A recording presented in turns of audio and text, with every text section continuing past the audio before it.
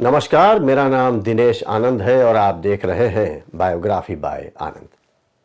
आज बात पृथ्वीराज चौहान की, जिन्होंने मोहम्मद गौरी को न केवल 17 बार युद्ध में हराया था, बल्कि आपको यह जानकर और भी हैरानी होगी कि आंख न होने के बावजूद भी सम्राट पृथ्वीराज चौहान ने मोहम्मद गौरी को मार गिराया था।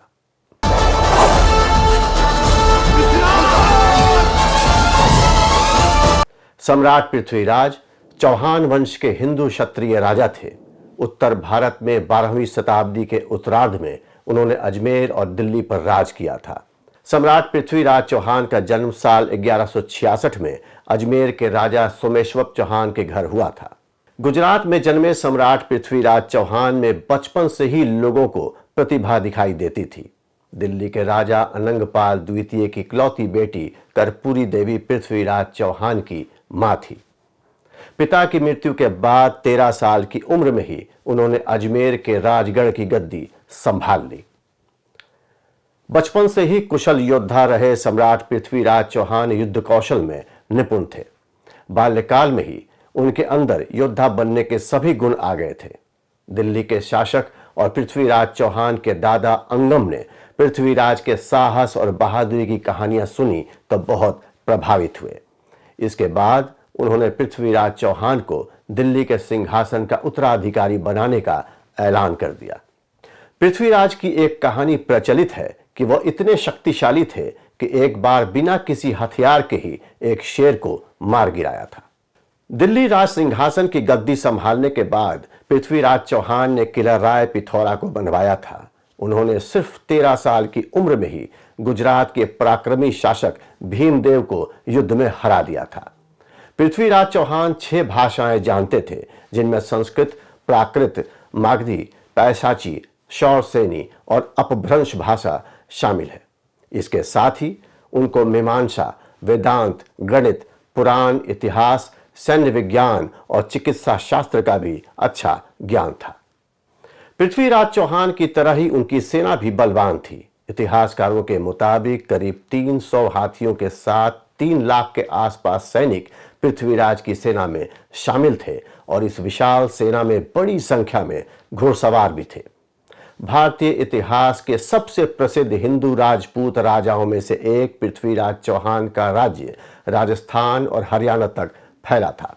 साहसी और युद्ध कला में निपुण सम्राट पृथ्वीराज चौहान बचपन से ही तीर कमान और तलवारों से खेलना पसंद करते थे। पृथ्वीराज चौहान को कन्नौज के राजा जयचंद की बेटी संयोगिता से प्रेम हो गया था।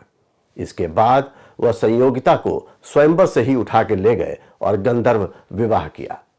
संयोगिता के पिता राजा जयचंद और पृथ्वीराज चौहान की आपस में बिल्कुल नहीं बनती थी। ऐसे में इन दोनों के विवाह के लिए जयचंद राजी नहीं थे।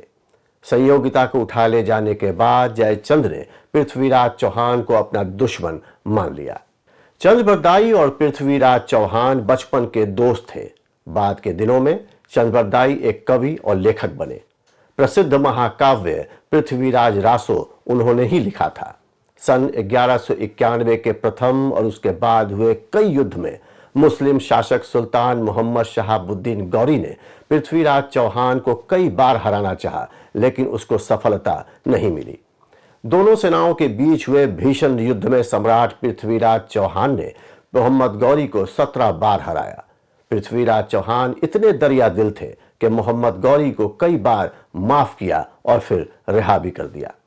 18वीं बार में मोहम्मद गौरी ने जयचंद की मदद ली और युद्ध में पृथ्वीराज चौहान की हार हुई और उन्हें बंदी बना गौरी अपने साथ ले गया। इस युद्ध में पृथ्वीराज चौहान और उनके दोस्त चंद्रबरदाई दोनों को ही कैद कर लिया गया।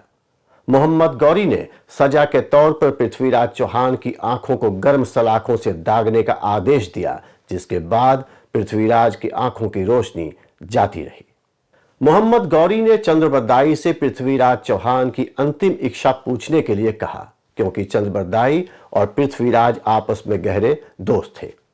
पृथ्वीराज चौहान को जिस स्थान पर अपनी कला का प्रदर्शन करना था, वहां मोहम्मद गौरी भी मौजूद था। पृथ्वीराज चौहान ने चंद्रबरदाई के साथ मिलकर मोहम्मद गौरी को मारने की योजना पहले से ही बना रखी थी। महफिल शुरू होने वाली थी तभी चंद्रप्रदाई ने एक दोहा कहा, 4 बांस 24 गज अंगुल अष्ट प्रमाण, ता ऊपर सुल्तान है मत चूके चौहान। चंद्रप्रदाई ने पृथ्वीराज को संकेत देने के लिए इस दोहे को पढ़ा था। इस दोहे को सुनने के बाद मोहम्मद गौरी ने जैसे ही बोला शाबाश, वैसे ही अपनी आंखों को गवा चुके पृथ्वीराज चौहान ने मोहम्मद गौरी को अपने शब्द भेदी बांध से वहीं ढेर कर दिया।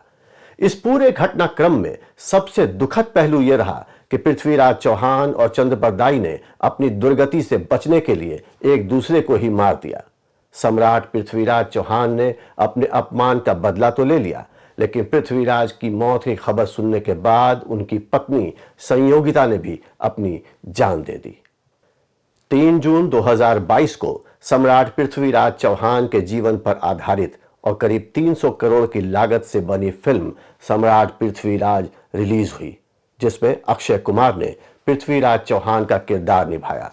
इस फिल्म में आशुतोष राणा राजा जयचंद के रोल में थे तो मानुषी छिल्लर ने संयोगिता का किरदार निभाया, लेकिन बॉक्स ऑफिस पर यह फिल्म अपनी छाप छोड़ने में कामयाब न हो सकी।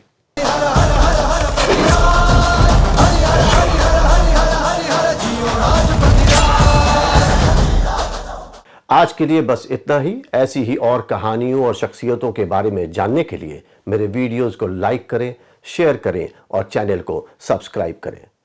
मेरे ऐसे ही वीडियोस देखते रहने के लिए आपके सामने दिख रहे बेल आइकन को दबाएं और जुड़ जाएं हमारे साथ। नमस्कार।